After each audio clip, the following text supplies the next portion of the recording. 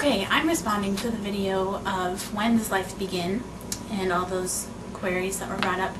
I am a 21-year-old college student. I'm going to be a senior next year, and I have been pretty involved in pro-life stuff and really fighting for the pro-life cause for a few years now. I started getting involved in my sophomore year.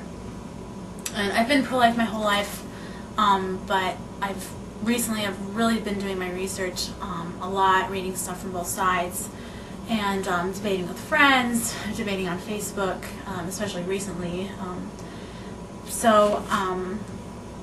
Yeah, I'll address that. When do I believe life begins? I believe that life begins at conception, like the guy that the first response.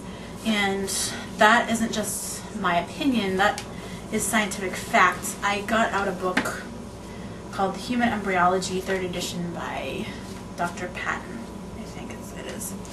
And on page 43, it says,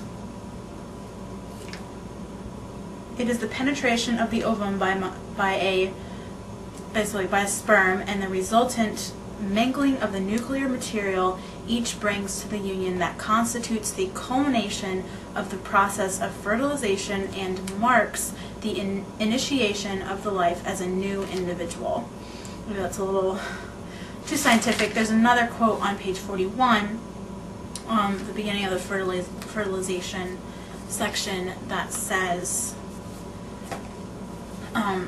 "There is perhaps no phenomenon in the field of biology that touches so many fundamental questions as the union of the germ cells and the act of fertilization. In this supreme event, all the strands of the webs of two lives are gathered in one knot, from which they diverge again and are rewoven in a new individual life history. The elements that unite are single cells, each on the point of death, but by their union a rejuvenated individual is formed, which constitutes a link in the eternal procession of life." And that was by F.R. Lilly in Problems of Fertilization. So, and I'm still waiting on several books to come in, other embryology books. But basically all of the major science books, stuff that doctors and scientists learn in school, is that human life begins at conception. So this is a scientific fact. This has nothing to do with personal opinion. This has nothing to do with religion. It's just pure science. So that's where I get my facts from. So let's see. I took some notes,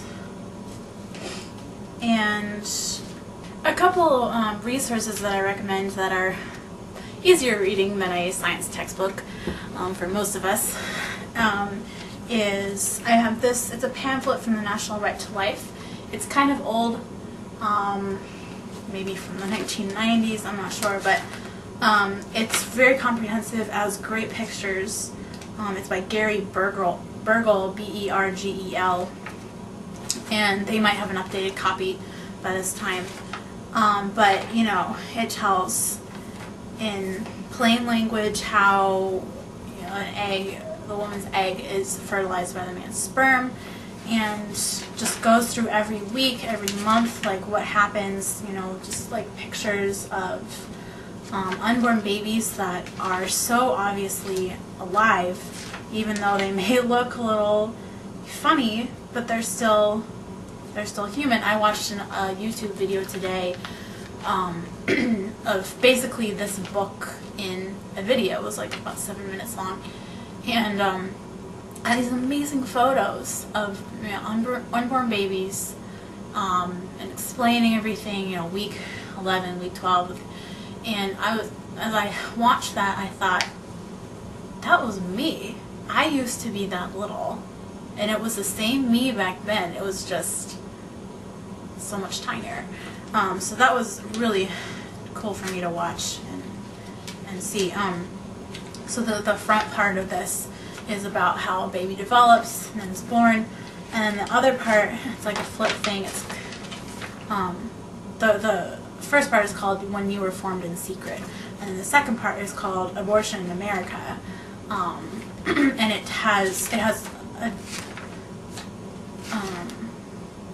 explanation of different abortion procedures. There are some graphic pictures in here of aborted babies, and it's just so tragic. And then it has, you know, pregnancy hotline numbers and things like that.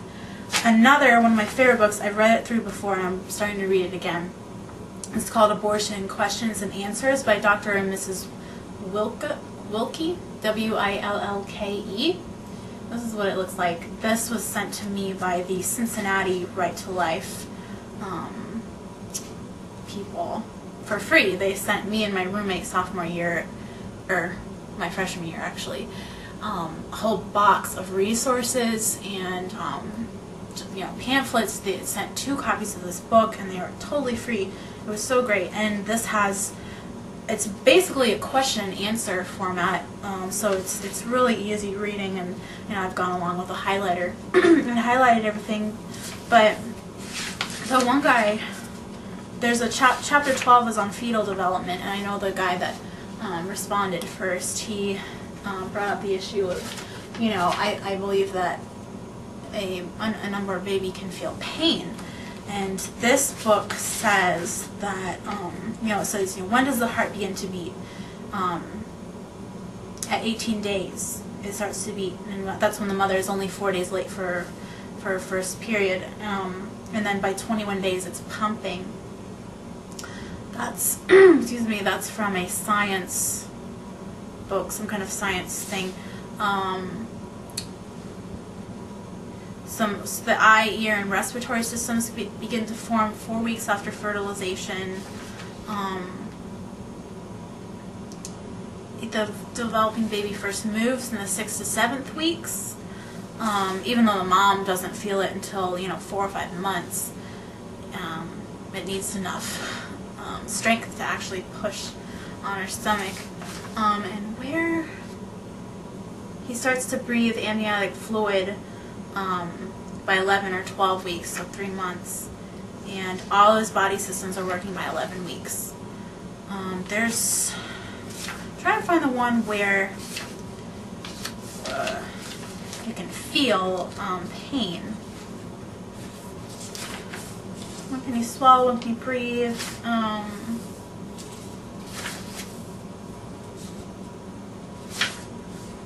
really sure, but I mean, it's pretty early on. I wish, hold on, I found it. It's chapter 14, fetal pain, and it says that unborn baby can feel pain by 8 weeks.